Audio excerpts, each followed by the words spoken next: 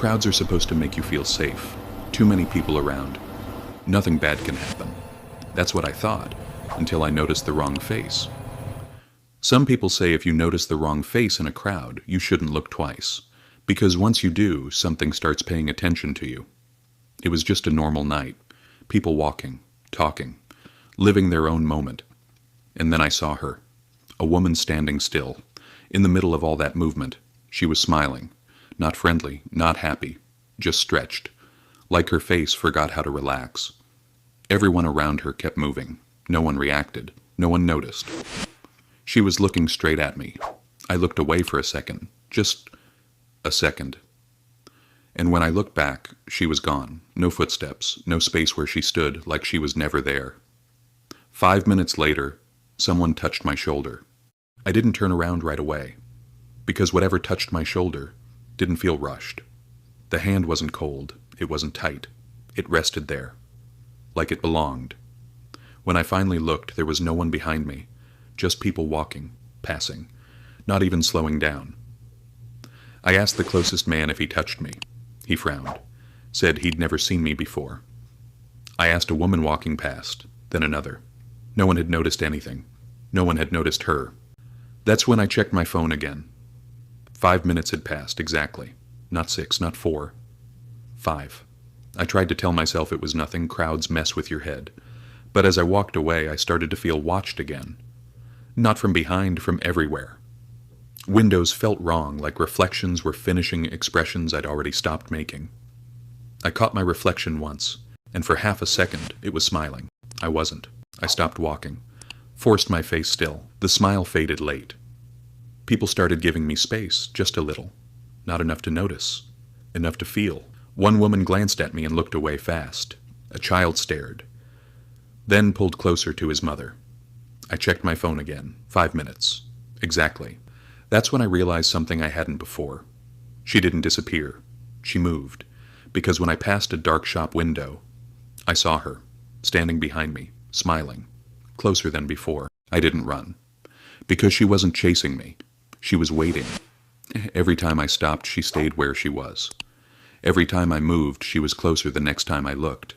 She never walked, never rushed. She just arrived. I tried changing streets, cutting through alleys, stepping into crowds again. Crowds used to feel safe. Now they felt planned. Every 5 minutes something shifted.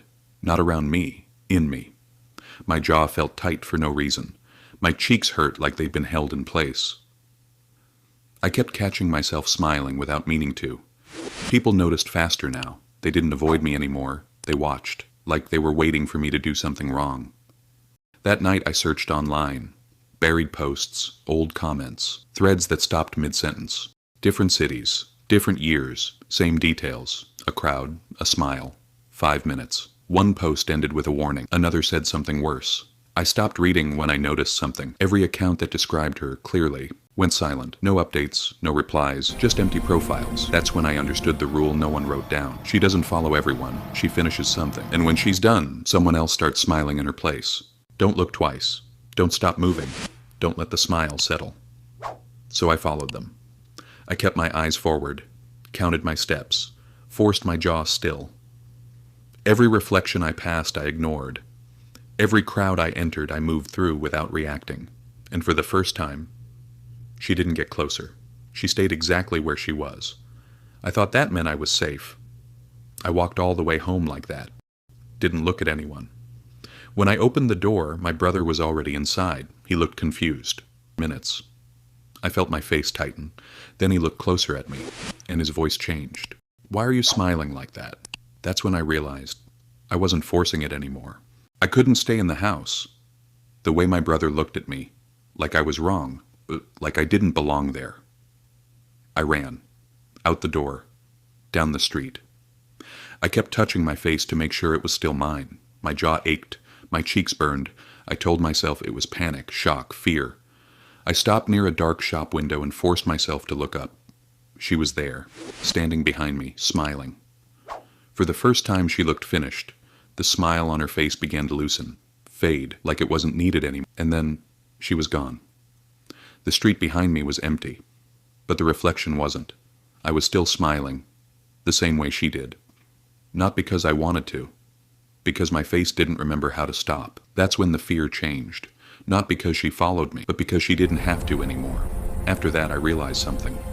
There was nothing left to stop, nothing left to resist. My body moved on its own, straight ahead, slow. I walked into the crowd like I belonged there. That's when people started noticing, not all at once, one by one. A pause, a glance held too long, faces tightening, steps slow, wider than hers ever was. They were looking at me, at my face. I felt it then, the smile pulling wider. I caught my reflection in the dark glass nearby. My eyes were open too wide, unblinking. That's when I lost it, my control. I stopped in the middle of the crowd. Didn't move, didn't blink. Just stood there, smiling, waiting. Because this is how the legend continues. People say once you know this legend, your chances of meeting the smile increase. If you ever see her, you have 5 minutes to break the chain. Like this video. Subscribe to the channel. And comment so the curse passes through you. Because the ones who stay silent are the ones the smile waits for.